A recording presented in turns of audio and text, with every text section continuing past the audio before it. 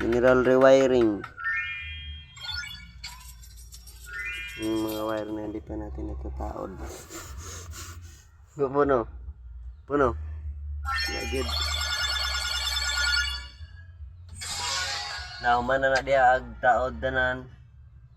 Dili na lang ta sa switching o sa mga panel board. Plani board. May gapo mo ni siya ay cowl tour. Car cowl. Ito yung ignition switch. Tulor kabok wire. Switch ignition niya. Ito yung switch sa ignition. Dito nilalagay yung susi. Yan.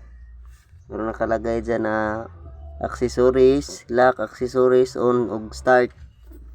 Tapos dito yung manobela. Hindi pa namin nilagay yung manobela kasi magwa-wiring pa kami. Tapos ito yung kanyang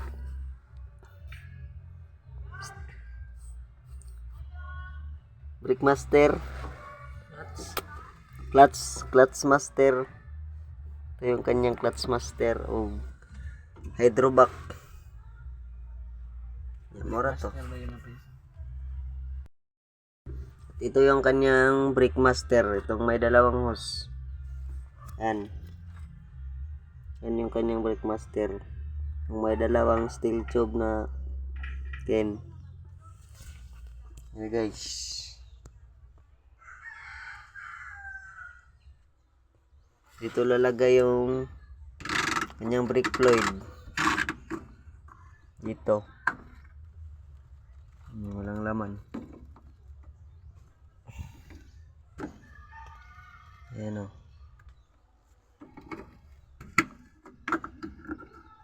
Yan yung driver nga, maot kayo.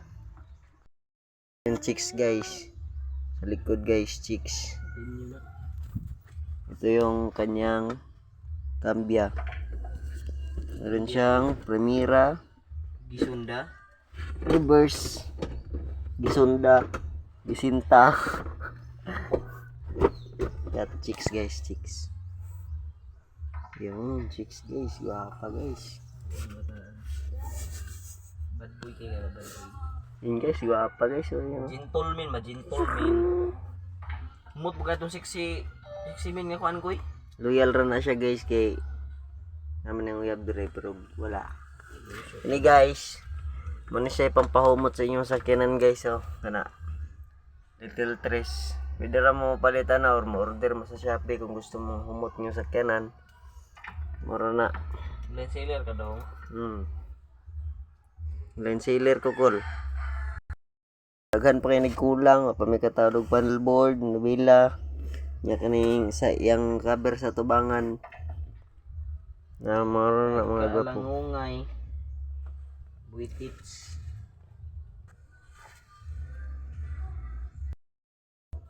Ito yung kanyang combination switch. Guys. Yan, di pa nakakabit yung wirings. Kashish.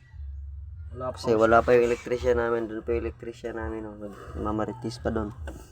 Ito, dito yung kakabit. Ito mga wires na to. Dito siya ikakabit sa combination switch.